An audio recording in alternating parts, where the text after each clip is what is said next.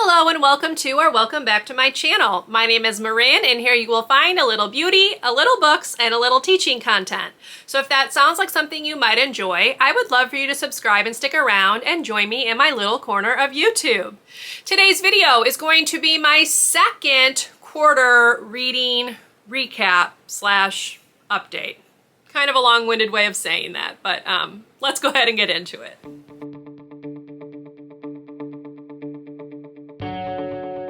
So I did one of these for the first quarter. I will link it up above, but basically in this video, I am going to go through my overall reading stats for the previous 3 months. So this video is going to cover April through June. I'm a little late getting it up, but you know, we gotta do what we gotta do. And I do have some graphics, which will go right here, you know, some nice pie charts, things like that. So let's go ahead and get into it. First of all, I want to just mention I did read a total of 32 books during the past 3 months. That does include my first DNF of the year. So if we take that out, I've read 31 full books, but 32 total books. So 32 total books. That works out to, in terms of format, 4 ebooks, 4 mixed media books where I was bouncing between usually the physical and the audio, 13 physical books, which is quite high. I'm quite impressed with myself, and 10 audiobooks. So that's kind of the format breakdown. In terms of age category, I did read 3 children's books. Those were all 3 Nancy Drew.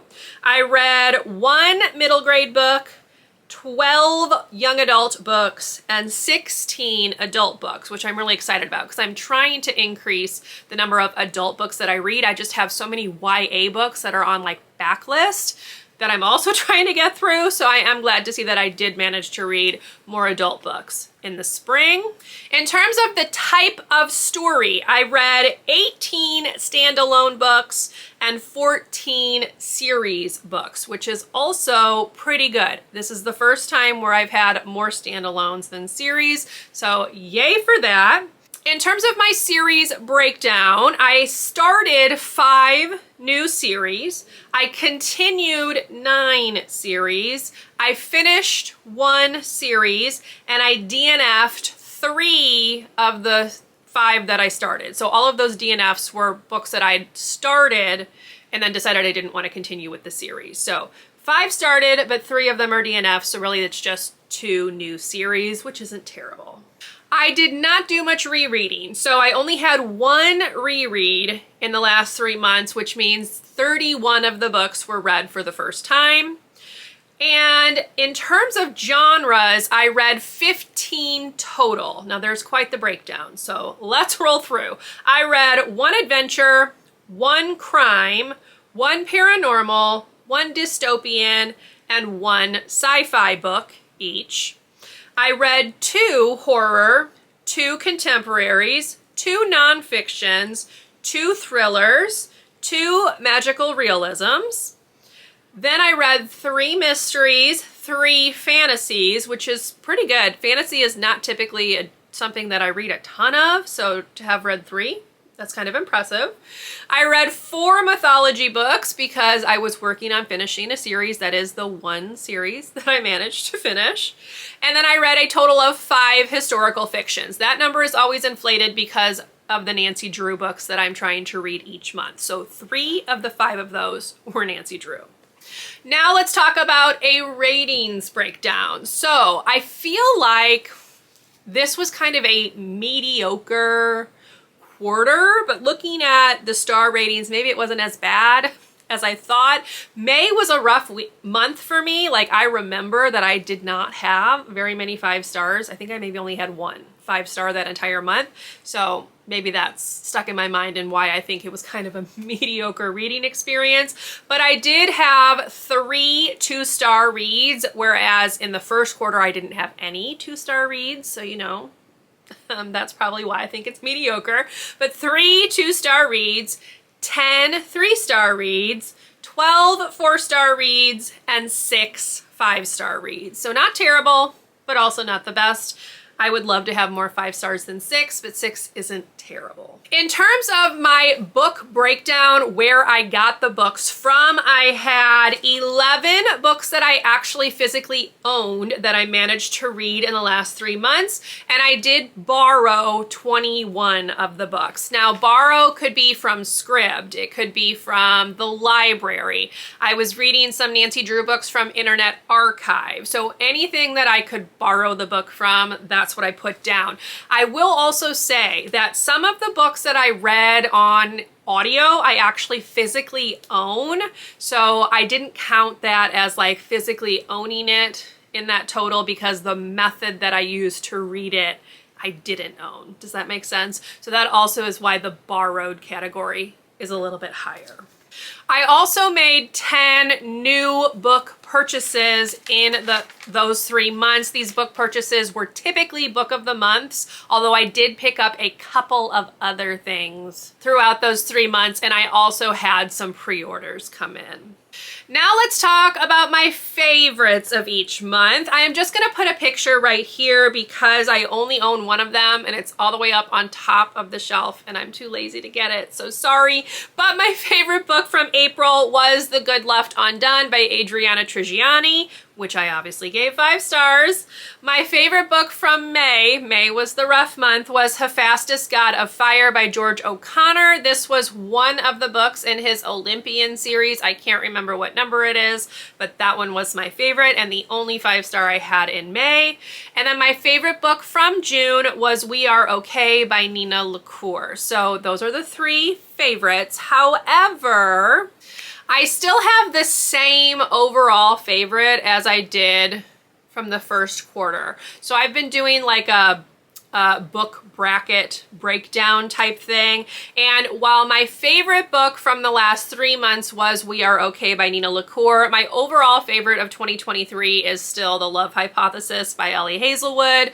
Nothing has quite managed to top that in terms of like my emotion, my enjoyment reading it. So we'll see what the second half of the year brings. Perhaps something will finally unseat The Love Hypothesis, but as of right now, that is still my favorite book from 2023.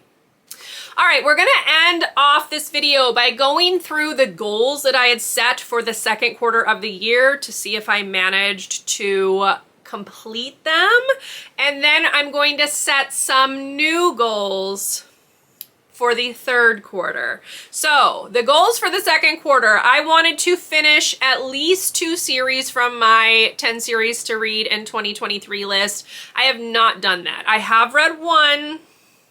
I have not read the second, or at least, spoiler, I hadn't read the second in those 3 months. I've since done it. So I have since met that goal, but I didn't do it in the time that I wanted to. So I'm calling it a no. I also wanted to read 6 more 23 and 2023 books, which I did do. I wanted to catch up on the Literally Dead book club picks, which I did do, and I'm currently reading the July pick right now. I also wanted to read 1 classic, which I did not do. I have since done it, but I didn't do it by the end of June, so I'm calling it a no. And I also wanted to read 3 new to me books. Now, new to me books are books that I've purchased within the last year, and I do that. So I did do that. Making progress on those, just, you know, slowly. Now let's talk about my goals for the third quarter of 2023. I again want to make sure I read 6 more books for my 23 and 2023 list, because if I can read 2 per month, that will leave me with 1 single book for the month of December, which will be really nice, because typically in December I am trying to play catch up and I am trying to get through all of the books that I was supposed to read and didn't. And it would be really nice to not have as many books to have to do that with. So I am on pace. I want to read 6 more of those in the next 3 months. I also want to read 2 classics. This does not count the one that I did finish, but I didn't finish in time for June. So 2 additional classics, because I wanted to read 6 total this year and I've read 2. So I need to get on that. I figure if I can read 2 more, that will put me on pace to read 2 more in the last quarter, and I will have reached my 6. So cross your fingers that I can get that to work out with my TBR game and my reading plans, but I do want to read 2 more classics. And then I also want to actually finish 4 more series from my 10 series to read in 2023 list, because as I mentioned, I've only finished 2 like currently on this day, and there's 10 of them on there, and some of them I haven't even touched. So I need to get on that, need to get better. I would like to finish whatever 4 of them.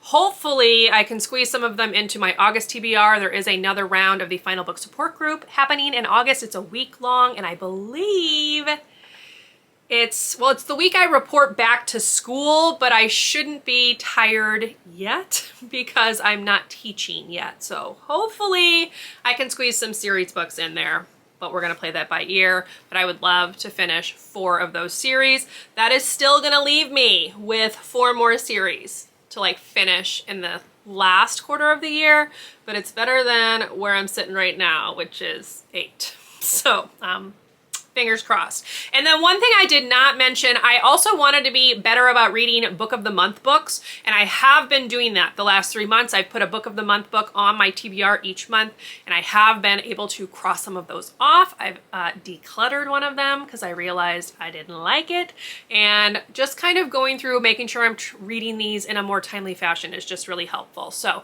I have managed to do that as well, and I do want to continue that. So you will continue to see Book of the Month books on my TBR for the remainder of the year. And that is it, y'all. That is my reading recap for the second quarter of 2023. I hope you enjoyed. If you did, please leave me a thumbs up. Consider subscribing to my channel if you would like to see more from me, and I will see you in my next one. Bye, everyone.